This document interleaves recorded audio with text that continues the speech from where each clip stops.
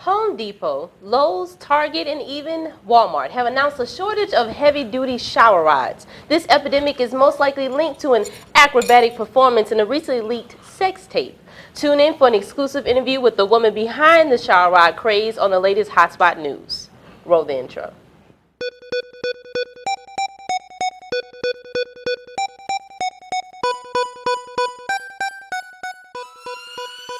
Mateo.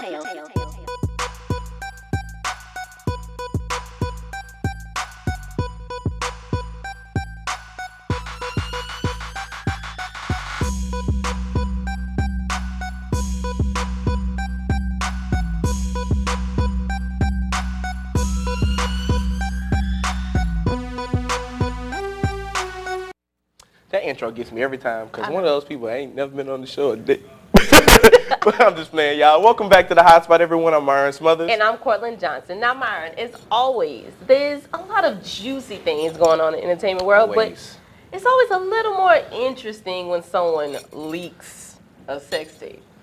Now, Cortland, I know Shannon's probably upset about this too, but I can't believe Kim would do another sex tape. Like, she has a daughter now. I thought like her and Kanye was a little bit above that. I thought she left it in the past. No, Myron. I mean, I wouldn't put it past Kim. But it's not her this time. Wait, what? It's not her. Oh. But it does involve a little love and hip-hop.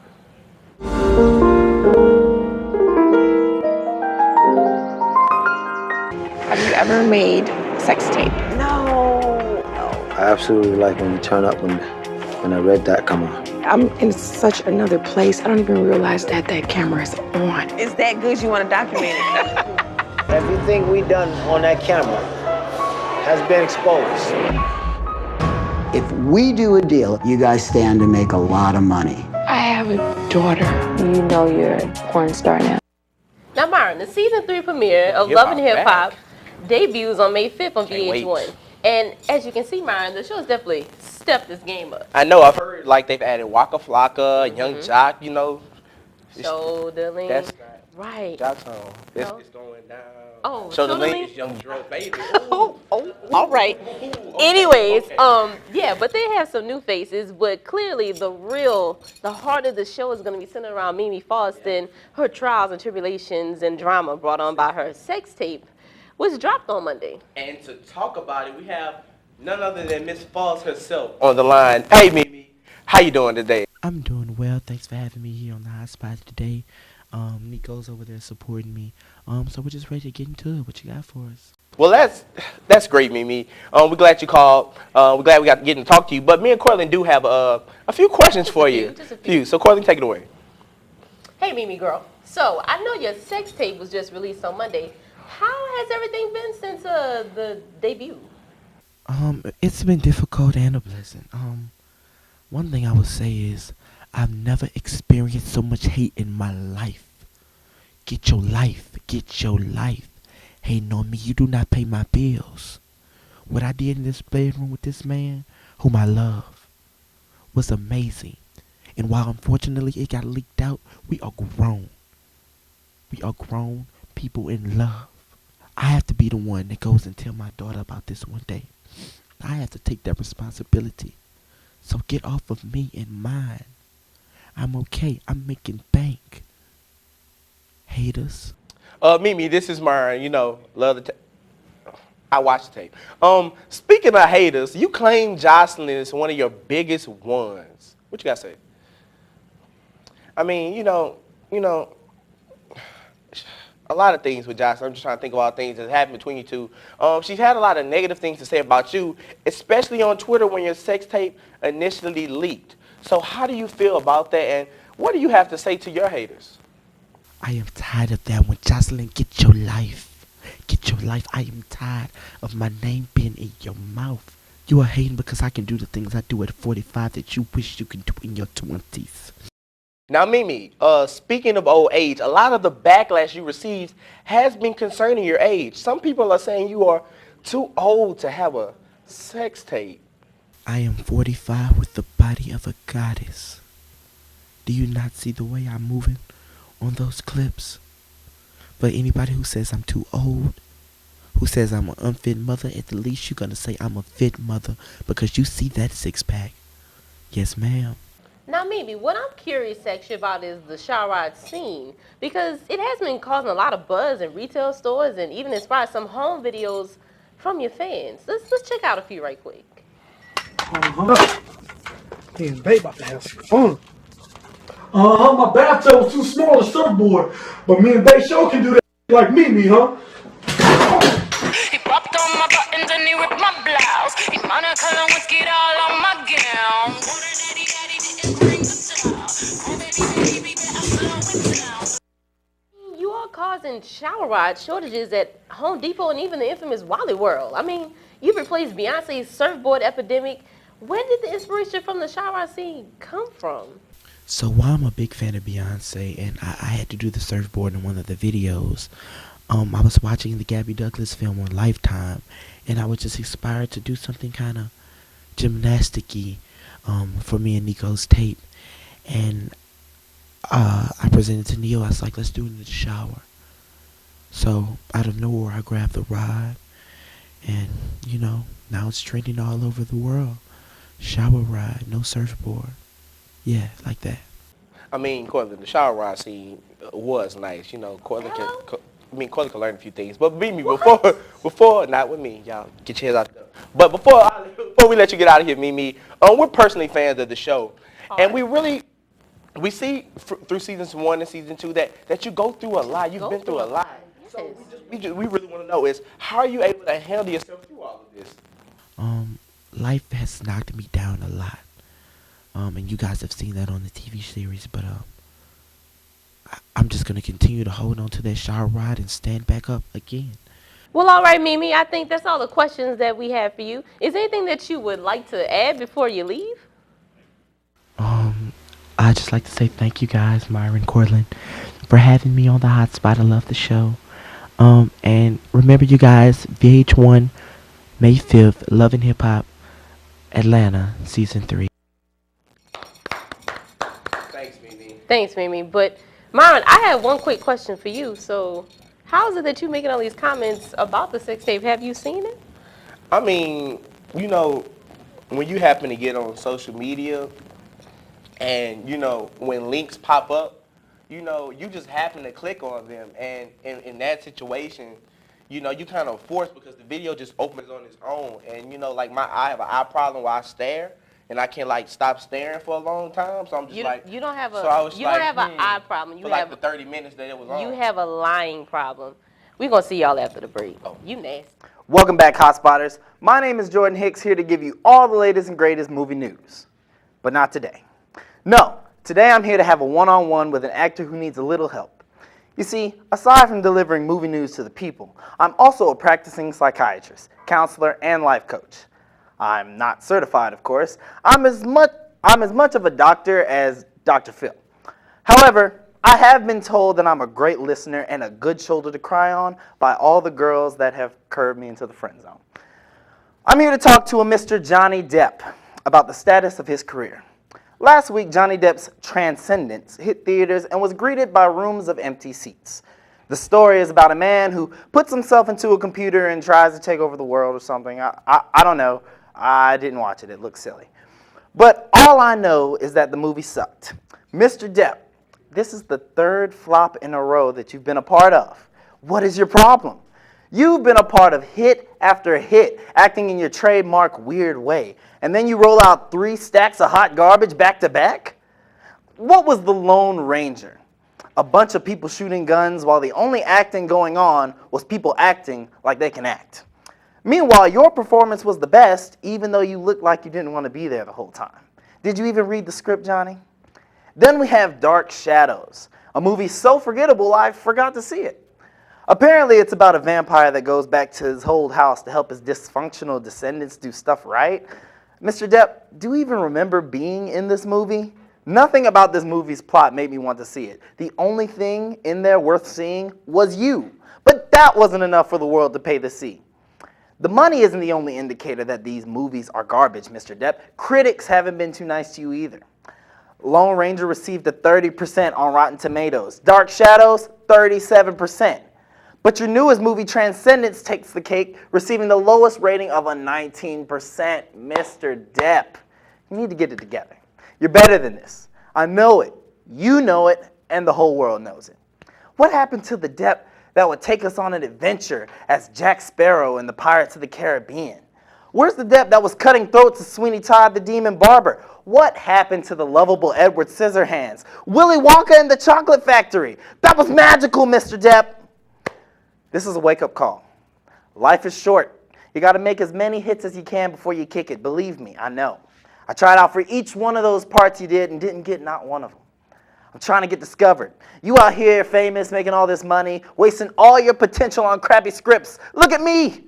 I come here every week and read the news. Go home and eat ramen noodles out of a salad bowl. I'm just trying to make it. The struggle's real. So tighten up, Depp. There's people who would kill to be where you are. Take it, Channing. Hey everybody, thanks for tuning in for Chatting with Channing. Let's get started with the best and worst looks of the week. So my best dress goes to Nicole Richie. She looks effortlessly chic, and I like how it's very relaxed yet still fashion forward. I live for this look, okay? Literally from head to toe. Now, unfortunately, Nicki Minaj found her way on my worst dress list again. She's been looking great lately, but she wore this catastrophe to the other woman premiere after party. Nick, you look like a 22nd century geisha girl. Like the mesh, the see-through skirt, the belt. What is really going on? Like looking at that make my stomach hurt. Like this is like a dang arts and crafts project she wearing. Girl, bye. Now, we're also saying farewell to Lindsay Lohan's 8-part docuseries, Lindsay, on the season finale. The Mean Girl star dropped a bomb on us. Miss Lohan had a miscarriage. When the camera's on, I'm on. And if I know I'm not capable of being on, that's why I would say I couldn't film today. Not bad. And no one knows this, and we can finish after this. I had a miscarriage for those 2 weeks that I took off. It's a very long story, but I'm so sorry. That's why on the show when it says she doesn't want to come down, she doesn't want to come down, I couldn't move. I was sick. And mentally, that messes with you. I'm definitely Team Lindsay, and I just want her to win. She always has so much on her plate. And to add on to that, she was spotted in the same outfit as somebody else. Today on Who Wore It Better, we have Laura Carmichael on the left and Lindsay on the right, both wearing a little black dress with piano keys. Okay, so I like how both outfits are styled. I think Laura looks very classy. It's very simple, but she stands out. And as far as Lindsay, I love it, okay? Simply because it's similar to my style. I like the oversized jacket and the knee highs and the side pony. Now, I know I'm taking a risk with you all with my decision, but I have to give it to Lindsay solely because of how it was styled. If I was choosing based on who looks cleaner and polished, I would have picked Laura. But I think it's okay to have a relaxed, slouchy look. She did look a little bit crazy though, but it's definitely like a casual look you can find in a magazine, like on Rihanna maybe. But speaking of magazines, People's Magazine released this year's 50 Most Beautiful People. And guess who's number one? Lupita. It's only fitting. Do you not see how flawless her skin is? Like seriously, this is definitely a big year for her. Fabulous outfits, Oscars, and now this title. You go, Lupita girl.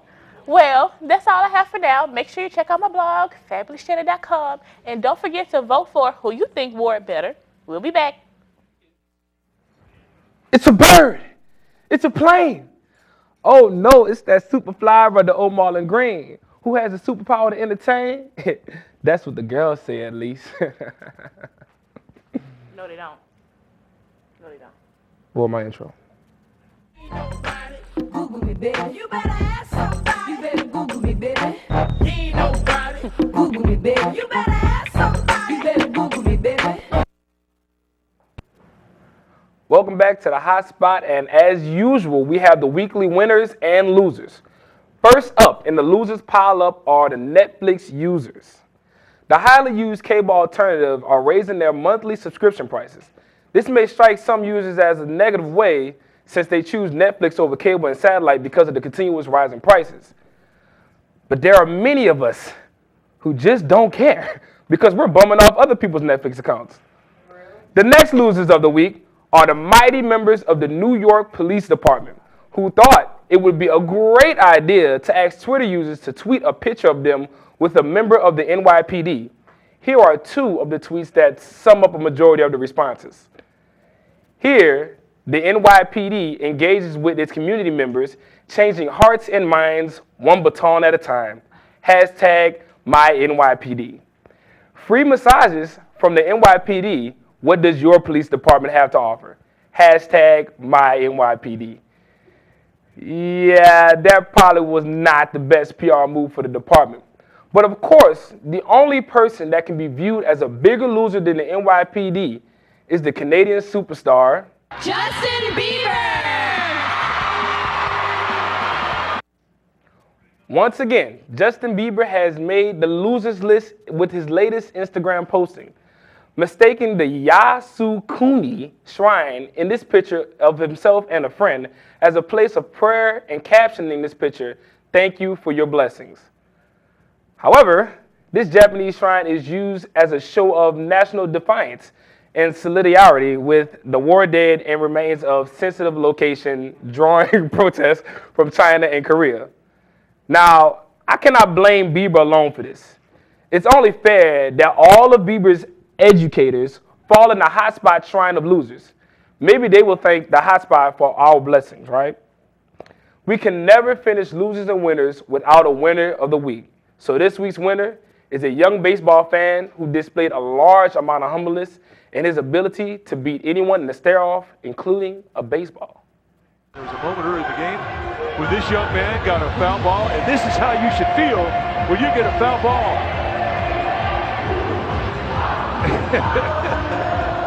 That is more than 2 thumbs up.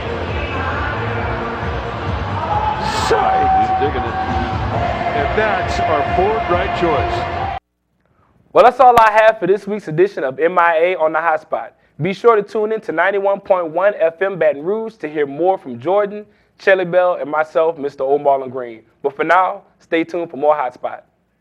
Welcome back to the Hotspot. So, earlier in the show, we talked to Mimi FAUST, and now we have another Love and Hip Hop star and on the line. To our surprise, she called in herself. We didn't even have to call her. Right. She's on the line right now. Caller, reveal yourself. You see, it's the Puerto Rican princess, the one and only Jocelyn Hernandez, baby. Now, Jocelyn, I'm honored to talk to you. This is Myron, by the way. And it's a pleasure to have you on the show, but we're kind of shocked that you called in. Well, Myron, I love the hot spot and whatnot, but you have Molly the maid, Mimi on here. How you have her on here and not get the Puerto Rican princess?